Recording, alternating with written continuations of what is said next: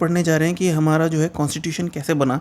ये चैप्टर 2 है और चैप्टर 2 में जो हमारा कॉन्स्टिट्यूशन बना, तो फिर कॉन्स्टिट्यूशन बनाने के लिए हमें एक कॉन्स्टिट्यूएंट असेंबली भी चाहिए थी। तो वो कॉन्स्टिट्यूएंट असेंबली कैसे बनी, कैसे उसकी डिमांड हुई, वो हम इस लेक्चर में देखेंगे। फिर अगले लेक्चर में इसी चैप्टर 2 को, मेकिंग ऑफ कॉन्स्टिट्यूशन को, हम लोग कंटिन्यू रखेंगे।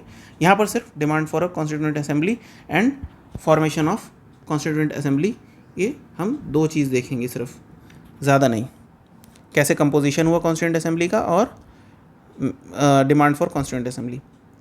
अब हमें यह पता है कि अगर किसी भी देश का कॉन्स्टिट्यूशन बनाना है या कोई भी ऐसा डॉक्यूमेंट बनाना है, कोई भी एक्ट बनाना है, तो वो एक आदमी नहीं कर सकता। उसके लिए कोई एक लोगों का ग्रुप चाहिए होगा, कोई एक असेंबली चाहिए होगी, कोई एक कमेटी चाहिए होगी। तो इसीलिए ये हमारे यहाँ के विद्वानों को पता था और दुनिया के और एग्जाम्पल्स देखते हुए लोगों को ये लगता भी था कि हमारे यहाँ पर एक कॉन्स्टिट्यूएंट असेंबली होनी चाहिए। सबसे पहले इसकी मांग 1934 में कॉन्स्टिट्यूएंट असेंबली की मांग सबसे पहले एम.एन. रॉय ने रखी थी, जो कि एक पायनियर थे कम्युनिस्ट मूवमेंट के इंडिया में।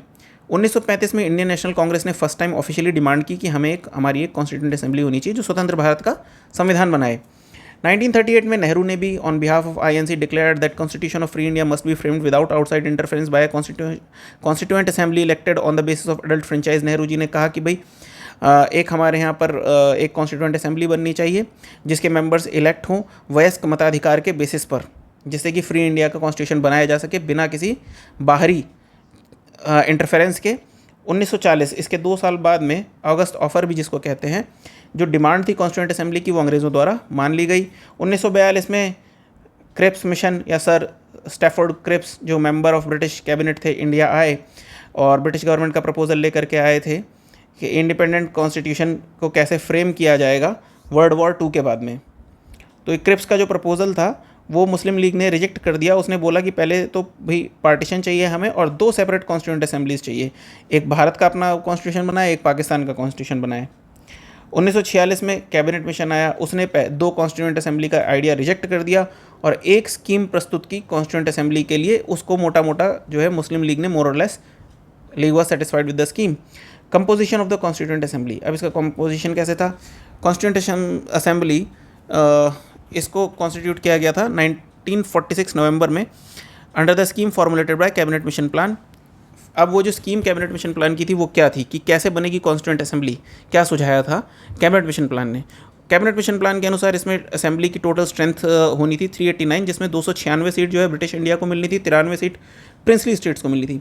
296 सीट्स जो ब्रिटिश इंडिया को मिलनी थी उसमें से 292 होनी थी 11 गवर्नर प्रोविंसेस की और 4 होनी थी 4 चीफ कमिश्नर प्रोविंसेस की, यानी एक एक सीट एक एक चीफ कमिश्नर प्रोविंस को मिलनी थी और 93 प्रिंसली स्टेट्स को मिलनी थी। लेकिन प्रिंसली स्टेट्स तो वैसे ही डाउट में थे कि भाई कॉन्स्टिट्यूशन बनेगा तो उनके साथ में क्या व्यवहार होगा, कहीं वो अपनी पोजीशन ऑफ प्रिविलेज तो नहीं छोड़नी पड़ जाएगी, तो इसलिए वो they stayed away from the constituent assembly, वो आए ही नहीं, इसीलिए 296 सीट्स ही रह गई वैसे भी।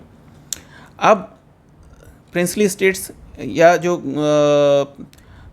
ब्रिटिश प्रोविंसेस थे तो उनको सीट्स कैसे एलोकेट होनी थी? तो उनको सीट्स एलोकेट होनी थी on the basis of their population, यानी पर मिलियन पॉपुलेशन पर एक सीट। अगर किसी स्टेट की पॉपुलेशन 10 मिलियन है तो उसको 10 सीट, इस तरीके से तकरीबन।